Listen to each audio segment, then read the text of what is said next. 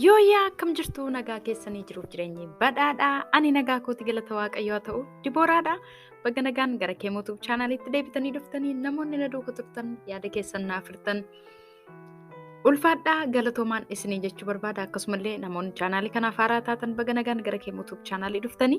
Kemo Tube chaanaaliin Afaan Oromoo barsiisuu irratti chaanaalii xiyyeeffatudha. Afaan Oromoo Afaan Amaariffaan, Afaan Oromoo Afaan Ingiliffaan akkasumallee Afaan Oromootiin viidiyoolee barnoota Afaan Oromoon wal qabatan hedduu ni argattu jechuudha. Chaanaalii kanarratti baga nagaan dhuftanii haaraa yoo taatan subscribe gochuu hin dagatinaa. Akkasumallee yeroo yerootti barnoonni Afaan Oromoo chaanaalii kanarratti gadhiifaman akka isin bira ga'anii fi mallattoo bilbilaa kan qabdu tuquu hin dagatinaan isiniin jechuu barbaada. Akkasumallee hiriyoota keessaniif share godha. Har'a kan nuti walii wajjiniin ilaallu Afaan Oromoo Afaan Ingiliffaan kutaa itti aanudha. Kutaa kana dura barnoota jiran namoonni hin arganne description box irra akkasumallee commentii jalqabaa irratti playlistii isaanii argattu achirraa hordofuu ni dandeessu. Akkasumas immoo Telegram chaanaalii keenyaa fi Facebook page keenyatti dabalamuun follow gochuudhaan achirratti illee yeroo yerootti waan gadhiifamuuf haala salphaa ta'een argachuu ni dandeessu. Har'a kan nuti walii wajjiniin ilaallu Afaan Ingiliffaa fi Afaan Oromootiin himoota gaggabaaboo haala ittiin nama wajjin wal baruu dandeenyu walii wajjiniin ilaalla jechuudha. Na waliin turtii gaarii. Hello yookiin hi jechuu ni dandeenya jechuudha Afaan Ingiliffaatiin. Afaan Oromootiin immoo ashama, akkam, yooyya jechuu ni dandeenya. Warroonni kun sadanii ashama, akkami, yooyya kan jedhu kuni hiika tokko qabu garuu loqodaa naannoo garagaraati. Ashama jechuu ni dandeenya, akkam jechuu ni dandeenya, yooyya jechuus ni dandeenya jechuudha.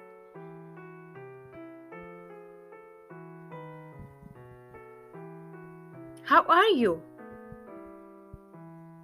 Akkam jirta? How are you? Akkam jirta? I'm good. I'm fine. Afaan Oromoon ani nagaadha yookaan ani fayyaadha jechuullee ni dandeenya jechuudha. Ani nagaadha. Ani fayyaadha. I'm good. I'm fine.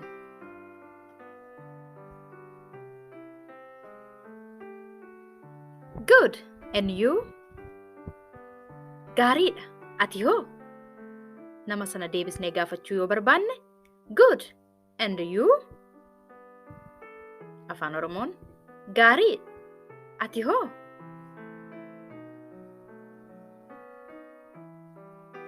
Namni nuti dubbisaa jirru nama kana dura arginee hin beekne nama haaraadha yoo ta'e maqaasaa gaafannaa jechuudha. What's your name?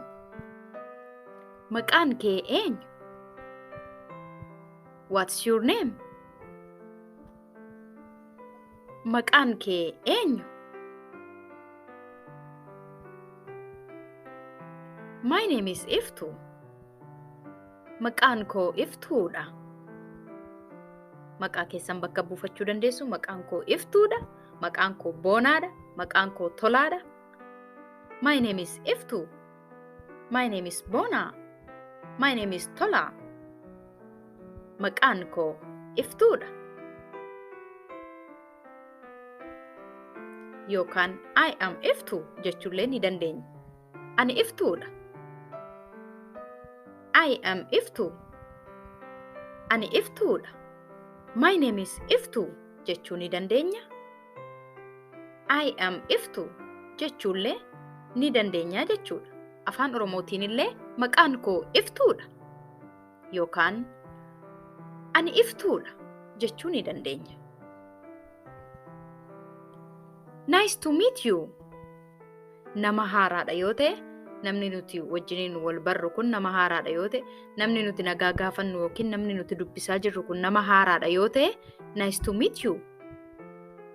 Siin wal baruu kootti natti toleera yookaan si wajjin wal arguu kootti si wajjin wal baruu kootti natti toleera jechuudha. Nice to meet you. Siin wal baruu kootti natti toleera.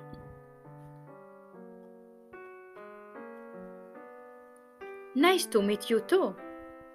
Anis siin wal baruu koof natti toleera. Nice to meet you too. Anis siin wal baruu koof natti toleera.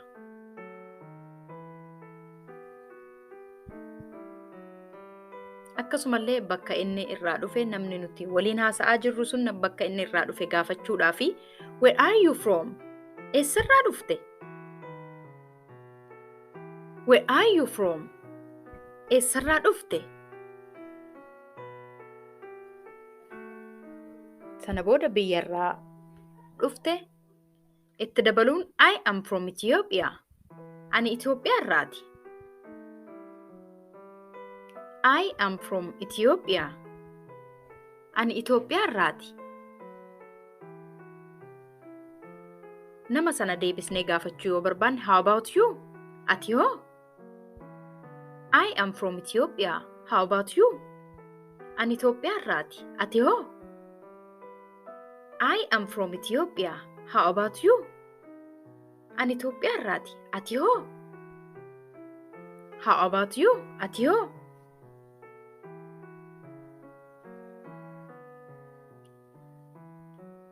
Are you married? Afaan Oromoon fuutee, heerumtee, kuni loqoda naannoo garaagaraati. Bultii godhattee jechuu ni dandeenya. Mana dhaabbattee ni jedhama naannoo garaagaraatti. Kanaaf yoo dhiira ta'e namni nuti gaafachaa jirru sun dhiira yoo ta'e fuutee jennaani. Namni nuti gaafachaa jirru sun dubara yoo ta'e garuu heerumtee jennaani jechuudha. Afaan Ingiliffaan garuu dhiiraafis dubaraafis are you married? Fuutee, are you married? Heerumtee. I am married. Fuudheera. Dubara yoo taate heerumeera. Yookiin bultii dhaabbadheera, mana dhaabbadheera jechuullee ni dandeenya jechuudha. Kuni loqoda akkuma nama isinitti hime.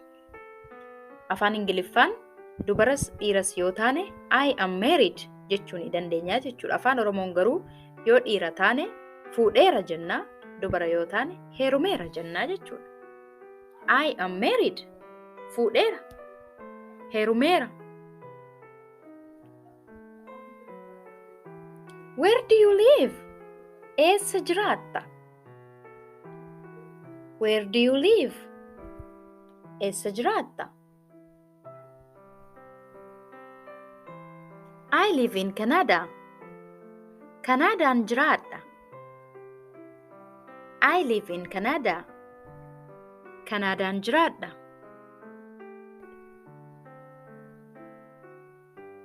Do you live alone or with your family? Qofaa kee jiraatta moo maatii waliini? Do you live alone or with your family? Qofaa kee jiraatta moo maatii waliini? I live with my wife. Haadha manaa koo waliinan jiraadha. I live with my wife. Haadha manaa koo waliinan jiraadha.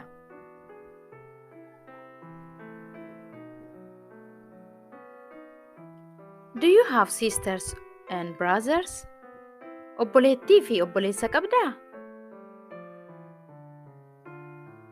Do you have sisters and brothers? Obboleettii fi obboleessa qabdaa?